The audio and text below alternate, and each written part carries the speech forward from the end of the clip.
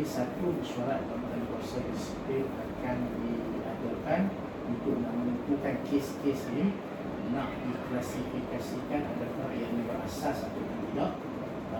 Dalam sistem ustaz akan tanya, ustaz hanya boleh mencadangkan sebagai PKM, mencadangkan hukuman.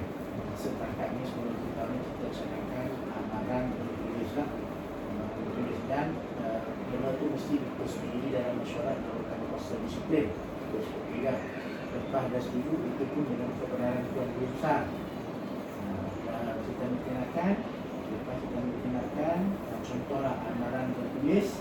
Amaran bertulis tu kita akan, sebelum kita nak generate surat amaran bertulis, kita kena isi dalam sistem ID Muiz. Dia ada kes salah laku. Bila isi di situ, baru naik pada paparan ustaz. Dalam surat dah setuju nak ditindakan apa. Dia adalah banyak prosedur, wang sekolah, gantung sekolah, kelas tahanan dan macam-macam lagi dalam tu. Tapi kebanyakan kita bukan berat, bukan kita ini selalunya amaran bertulis. Jadi daripada situ kita akan keluarkan amaran bertulis. Pihak sekolah akan keluarkan surat tu, akan disediakan oleh pihak hand, kami akan masuk ke dalam file untuk ada sistem download dan sebagainya. Kemudian ustaz akan sign dan dimintakan semua kepada ustaz, dan ustaz akan panggil waris. Jadi kita adakan diskusi bersama waris macam mana kita nak bagi waris tengok. Jadi perbincangan ilmiah bersama pihak waris, dan waris bertangan-tanganlah pertemuan yang dilakukan ustaz itu. Secara tak langsung kita berbincang dengan waris secara kita nak jelaskan kes tu, apa tindakan yang diambil, kita jelaskan peraturan supaya pihak waris pun dapat ditindakan. Dia bilang kita kena bagi sekolah. Ini dia lain sikit kan. Mulai kalau kita hanya ambil tindakan di sekolah, lalu tak boleh tindakan di situ. Kita ada peraturan yang masuk. Itu soalan yang pertama. Soalan yang kedua, bagaimana pelaksanaan rancangan makanan panganan inti membantu meningkatkan kebajikan dan prestasi di sekolah. Untuk pengetahuan, semua murid inti juga terlibat bukan makanan panganan saja, tetapi juga program susu sekolah. Semua murid inti dapat program BSS, namanya program susu sekolah. Kecuali ada kita beberapa orang murid sekolah sekolah besar, dia tak mahu susu. Jadi waris akan nak surat, dia tolak susu, dia hanya makanan. Okey, pada pemantauan yang ustaz lakukan, ianya sangat membantu sangat membantu sebab murid di sekolah kita ni setakat hari ini yang jumlah kita kini kita ada 101 orang murid IT. Mereka ni kebanyakan datang belakang, mereka ni datang belakang keluarga yang susah, keluarga yang kadang-kadang pagi-pagi mereka tak sempat sekolah makanan.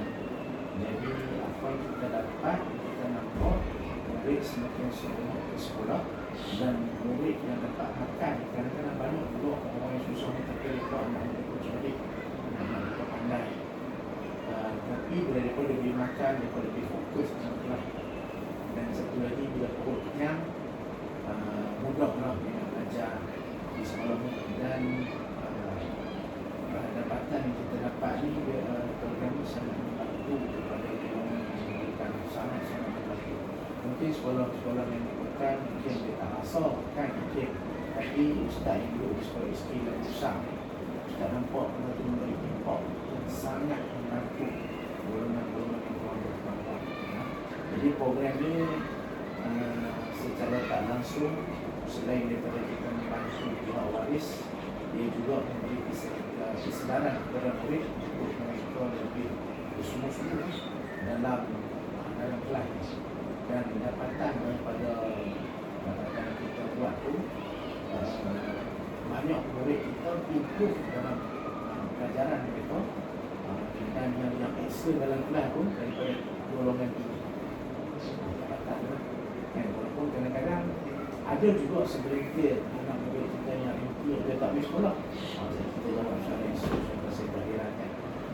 Tapi program ini sangat membantu untuk murid itu kenyang, murid itu dapat nutrisi yang baik, segi makanan inti nafsu dan dia lebih fokus dalam tu. Dan impak dia PBD, zat PBD yang kita tengok, dan juga pemeriksaan luasal contoh yang terlepas menunjukkan peningkatan yang mendadak daripada golongan murid. Baik, itu soalan yang kedua. Soalan yang ketiga, bagaimana kehadiran guru dipantau dan ada apakah tindakan yang diambil terhadap masalah penting. Kehadiran dipantau macam mana? Nombor satu, waktu pagi jika ada kelas sebelum jam 9 pagi semua waris kita dah keluarkan infografi, kita dah maklum dalam surat PNBG. Sebelum pukul 9 pagi semua waris kena inform dalam guru kelas kenapa anak mereka tak main. Dan kita juga dah buat satu sistem surat tracker, waris hanya fill in situ, isi, tanda-tangan digital, send balik. Jadi kita tahu sebelum pukul 9 kenapa mereka tak main, dan kita sentiasa canangkan itu. Dan kalau waris yang tak respon, kita akan telefon. Dan kalau murid tu banyak hari tak main tanpa sebab, ustaz akan bicara dia antara program yang namanya ziarah canang. Jadi program tu dia tak main ada beberapa hari, nanti kita tengok secara regular yang kita buat dalam kelas. Dan ada lagi satu pemantauan yang Ustaz Kamal dia terus akan generate dalam sistem ID di Muiz tu. Ustaz akan pantau di situ. Kalau sekolah kita peringkat PPD sebelum P12, peringkat SK dan besar, pada yang berusaha untuk P11. Jadi setiap hari sebelum P11 pagi, semua guru dah isi kehadiran. Isi kehadiran tu dan berserta sebab apa dia tak hadir. Jadi kalau murid tu tak hadir, dalam sistem tu nanti kalau ada diberi peluang boleh tengok sistem tu, dia ada sebab apa tak main, berapa hari dia tak main daripada awal tu sampai dia. Jadi Ustaz dia tweet generate berapa hari dia tak main, sebab apa dia tak main, dia pergi mana, ada surat ke tak, semua kita boleh tengok melalui pengisian oleh guru kelas setiap hari sebelum pukul 9 pagi. Jadi data ni dia direct terus kepada KPM. Jadi murid yang penting pegang ni tak main, tak bagi alasan apa, mak ayah tak jawab. Jadi Ustaz akan bersama dengan kaunselor, kami akan bicara. Setakat ni kami cari jumpa, walaupun alamat bernilai tapi duduk bilik. Sebab nombor satu Ustaz nak jumpa senang je. Ustaz bicara tu imam masjid. Imam ni kawan-kawan Ustaz, jadi dia pun tabak tu, boleh jumpa alamat boleh balik, mesti lah. Jadi Ustaz minta tolong ke imam masjid ataupun lagi satu Ustaz akan kontak PNG saya cari orang lain kan. Jadi itu antara yang kita atasi masalah penting. Bila dia terap kali tak main, dia tak main. Kalau di sini dia ada tidak hadir berturut-turut tanpa sebab 3, 10, 17, 31. Kalau berturut-turut 10, 20, 40, 60. Semua ni setiap satu ni kena keluar surat amaran. Amaran 1, amaran 2, amaran akhir, 2. Kita tak ada alasan. Dia punya SOP dia, konting berturut-turut, konting tidak berturut-turut. Jadi dia ada satu indikator dia yang jadi kayu pengkur lah untuk masalah yang tak ada sekolah. Tetapi kadang-kadang orang yang kena buat tahu kan. Kita pergi sekolah ni macam cerita lah pula ni kan, padahal kita pergi tu nak dia pergi sekolah, tapi murid dia istilah besar ni rata-rata Ustaz Lutfi dia masalah bukan masalah tu terpunca pada murid ke mana, tapi masalah daripada kecanaan, kurang kecanaan daripada ibu dan ayah. Dia tu mak aja ayah tak tidur. Anak kami orang kata mak keluar nak naik van pukul 5 pagi ke kerja jelang, antara malah banyak je lah dengan tapi kebanyakan murid kita di dalam bumi mak yang kerja, ayah tak kerja. Ustaz lebih rumah dah ni, bukan masalah ni. Ada yang masalah bila tak main tu, mak dan ayah tak tahu di mana. Rumah anak ni dekat Tok Wan. Tok Wan, Tok Wan, rumah mereka tu bukan kena jaga macam mak yang kita jaga tu kan. Mereka rumah mereka kesian tu antara benda yang kita cuma antara intervensi kita boleh buat. Kita pergi, kita tanya apa masalah, kalau masalah kewangan Ustaz akan salurkan Ustaz link dengan masjid, bagi masjid dan ziarah biar mereka dapat program kebajikan, program zakat masjid kat sekolah. Jadi kita cadangkan, sebab kesian kat budak tak lagi budak tak ada kerja sekolah apa semua. Ustaz akan cari list nama, Ustaz akan cari sponsor putih-putih besar. Ustaz dapat dana, Ustaz pergi bagi mereka beg, kasut. Ada yang main 2 tahun lepas terbakar semua. Apa dah? Rumah terbakar semua. Anak lagi 2 orang di sekolah, alih mau cucu-cucu. Dan dia cerita tu bunda dengan janda nikah. Janda ada anak, bunda ada anak. Anak dia 2 orang, anak dia 2 orang. 4 orang anak. Tak ada apa, ambil bola. Jadi kita lancarkan kutipan dan wakilan, dapat duit, kita beli baju. Kita tak bila baju mak ayah dia. Mak ayah dia ni Ustaz buat jana, Ustaz channel kat masjid. Masjid buat jana, Ustaz kontak jabat zakat. Kalau mereka mau tengok Ustaz. Ustaz kontak jabat ketika masyarakat mau tengok Ustaz korang. Kontak jabat WD untuk beri maklumat kan, supaya dia dapat bantuan. Anak dapat duit yang Ustaz buat dan wakilan. Ustaz minta daripada PNG, kita pergi cari dan bagi dia. Itu antara benda inisiatif yang kita buat supaya anak kita nak boleh kita boleh sekolah. Kita buat daripada cari sponsor semua tu macam tu lah untuk masalah penting. Dan satu lagi masalah penting ni, selain daripada ziarah Cik Nok, kita juga buat program bersama waris. Kita panggil lah motivator macam awal tu, kita panggil seorang motivator hebat daripada belakang. Kita buat program tu kena buat hari Ahad tu. Hari ni buat ada orang Ahad ni banyak waris kita cuti. Jadi kita buat di dewan waris bersama anak. Waris bersama anak kita buat program motivasi tu supaya hati orang lebih tersentuh kan. Pokok kita beri kat anak tu jadi peduli, dia rasa bertanggungjawab. Kita nak dua-dua tu ada touching dengan program tu dan memberi kesan kepada peningkatan ratus pada sekolah kan. Jadi soalan yang keempat, apakah langkah diambil untuk memastikan kesihatan dan keselamatan guru? Okey, berkaitan dengan kesihatan, di bawah unit ni dia ada 3K. 3K tu, salah satu K tu ialah kesihatan. Okay. Antaranya ialah apabila ada apa-apa makluman penyakit terjangkit, contoh dulu kita ada denggi, kita ada penyakit apa ni, jenis penyakit macam kulit buta, apa dia nama saya dia tak tahu, penyakit jenis sesama kan, sesama yang berjangkit, sesama tahu macam dia sesama burung. Lepas tu kita ada penyakit apa ni, apa jenis monyet pula penyakit tu.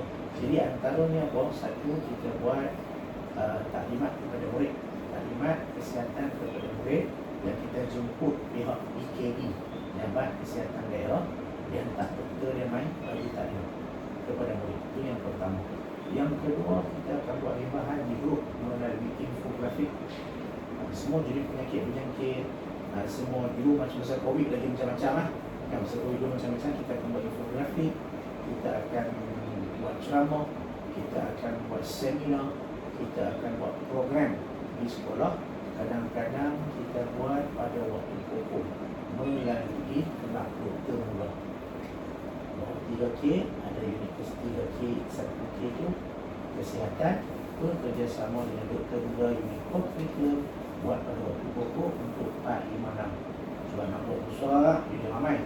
456 lebih berfokus, kita pecah ikut unit masing-masing, kelab kesatuan, badan beruniform, sukan permainan, kita pecah ikut tu, tapi jalankan program doktor mula.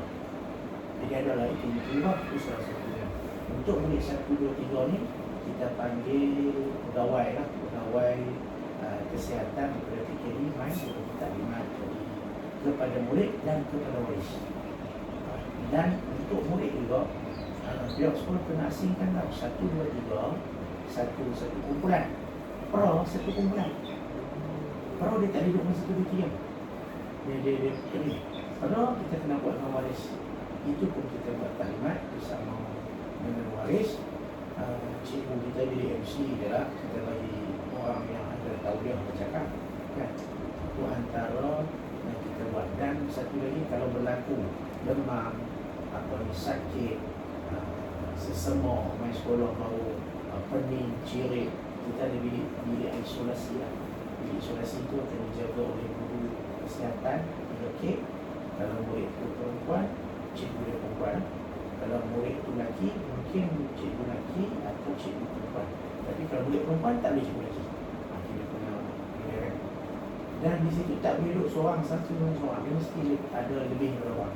Sebab ada banyak isu. Jadi kita nak kena jaga berkaitan dengan keselamatan pula. Sentiasa kita contohlah yang baru-baru ni keluar arahan keselamatan yang boleh kita kena langgar dalam van semua kan. Antara yang kita buat di sekolah kita ni satu infografik kan.